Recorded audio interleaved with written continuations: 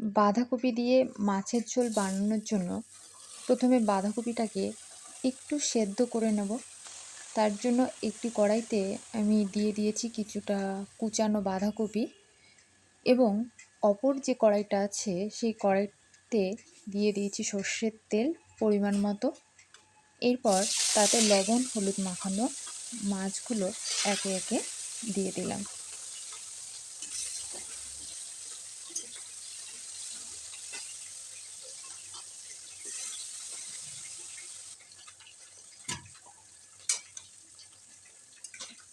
বাঁধাকপির থেকে যে জল বেরোবে তাতেই বাঁধাকপিটা সেদ্ধ হয়ে যাবে।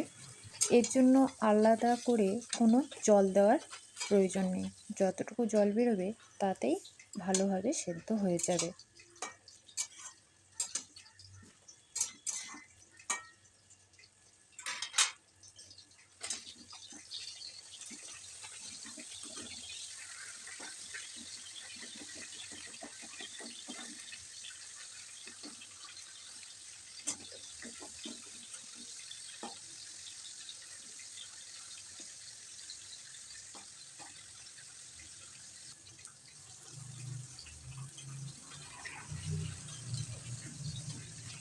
মাছ ভাজাটা হয়ে গেছে প্রায়, আর একটু হলেই মোটামুটি কমপ্লিট হয়ে যাবে।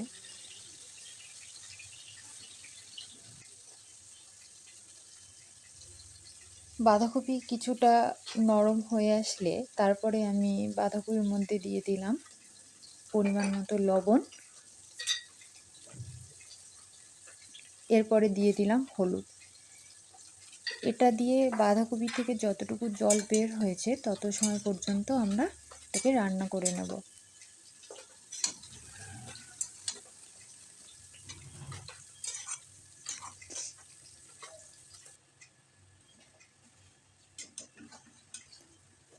মাছ ভাজাটা কমপ্লিট হয়ে গেছে। আমি একটু কমই ভেজেছি, কারণ খুব একটা বেশি ভাজা মাছ আমার খেতে ভালো লাগে না। এবং অপরদিকে যে বাঁধাকপিটা লবণ হলুদ দিয়ে সেদ্ধ করার জন্য দিয়েছিলাম সেটাও কমপ্লিট হয়ে গেছে।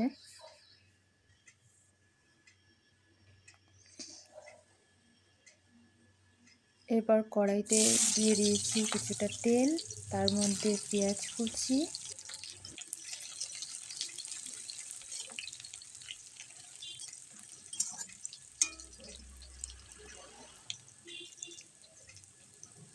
পেঁয়াজটা একটু হালকা ভাজা হলে তার মধ্যে দিয়ে দিয়েছি কাঁচা লঙ্কা দিয়েও কিছু সময় একটু ভেজে নেব। তারপরে দিয়েছি কাঁচা জিরে এবং তার সঙ্গে রসুন বাটা।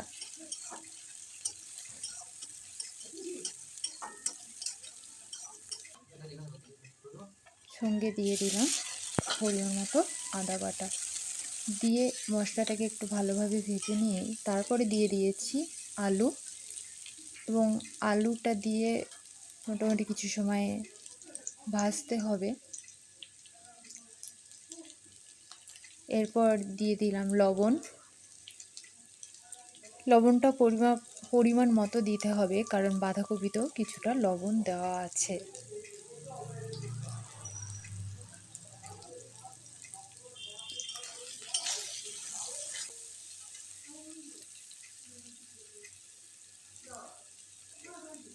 লবণ দিয়ে তারপরে কিছুটা হলুদ দিয়েছি আমি।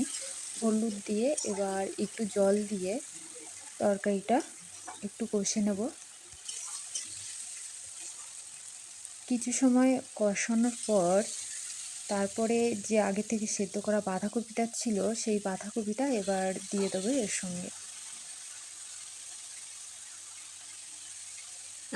বাঁধাকপিটা দিয়ে এবার একটু ভালো করে কষিয়ে নিতে হবে। ভালো করে কষিয়ে নিয়ে তারপরে দিয়ে দিতে হবে পরিমাণ মতো জল। জলটা দেওয়ার পর একটু ফুটে উঠলেই দিয়ে দেবো ভেজে রাখা রুই মাছের পেটিগুলো। মাছগুলো দিয়ে তারপর একটু ভালোভাবে ফুটিয়ে নিলেই রেডি হয়ে যাবে বাঁধাকপি দিয়ে রুই মাছের ঝোল।